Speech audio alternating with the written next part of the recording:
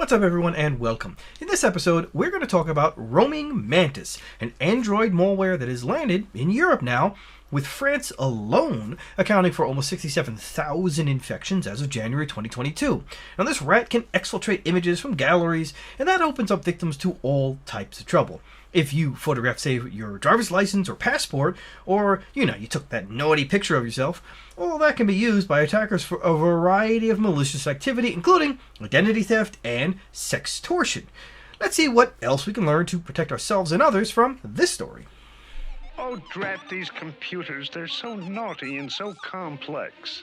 I could pinch them. The smishing group lives up to its name, Roaming Mantis, expanding globally and adding image exfiltration to the Wroba RAT it uses to infect mobile victims. The Roaming Mantis Android malware campaign has buzzed into Europe, quickly infesting France in particular, where there have been 66,789 downloads of the group's specific remote access trojan as of January. The campaign pushes the Android rat known as Wroba, also known as Mokeo or Xloader, onto victim devices. According to research from Kaspersky, it has been updated with the ability to exfiltrate images and galleries from a victim device, which potentially paves the way for lifting sensitive information from things like driver's licenses, abusing stored QR codes for payment services, or even blackmail or sextortion.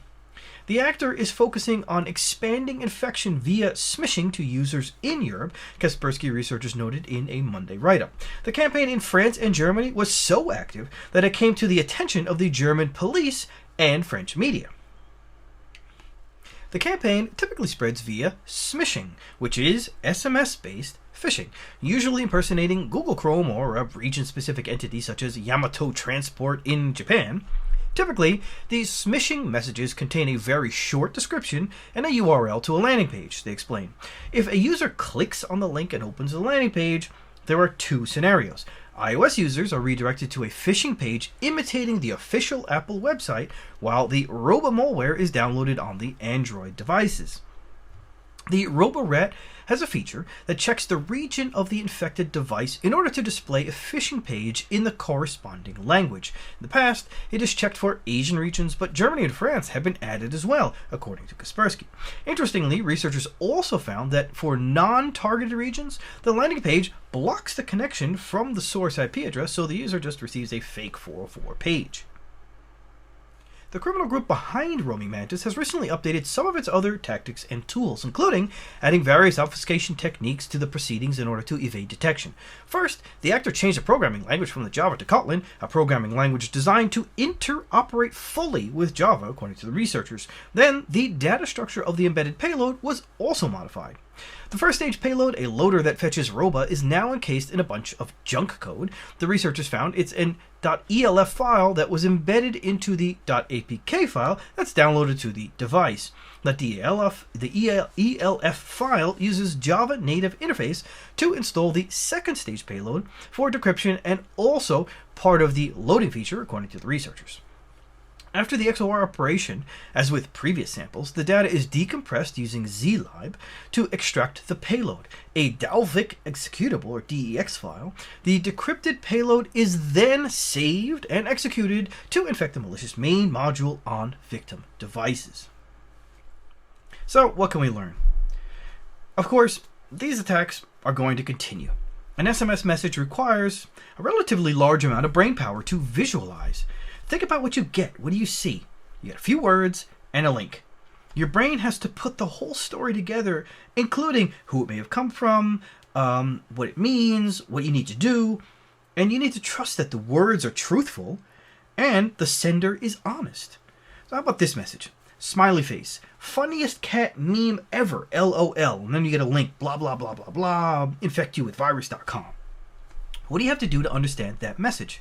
Your mind immediately goes to cats, then other cat videos and memes you may have received in the past. Now, if you're a cat lover, you have tons of those. But what is this funniest one ever?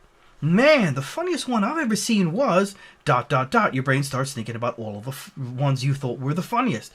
What if this one could be even funnier than that? So, what happens? Boom, you click the link and boom, you get infected. So the moral of the story, of course, is don't click on links in SMS messages. Period. Now, if you haven't seen my mini video about not clicking on SMS links or shared it with coworkers, family, or friends, well, why not? And 2, the link is above. Specific to this threat, however, these new backdoor commands are added, as mentioned earlier, to steal galleries and photos from infected devices. Now, this suggests that the criminals can have 2 aims in mind. One possible scenario is that the criminals steal details from such things as driver's licenses, health insurance cards, bank cards, to then sign up for contracts using QR code payment services or mobile payment services. Another scenario involves the criminals' ability to use the stolen photos to get money in other ways, whether it's selling that stuff on the dark web or blackmail or sextortion. So again, don't click on links on SMS messages. With that, I say thanks again for watching. Don't forget to share and subscribe if you haven't already, and smash the bell if you haven't already, and I will see you on the next episode. Take care.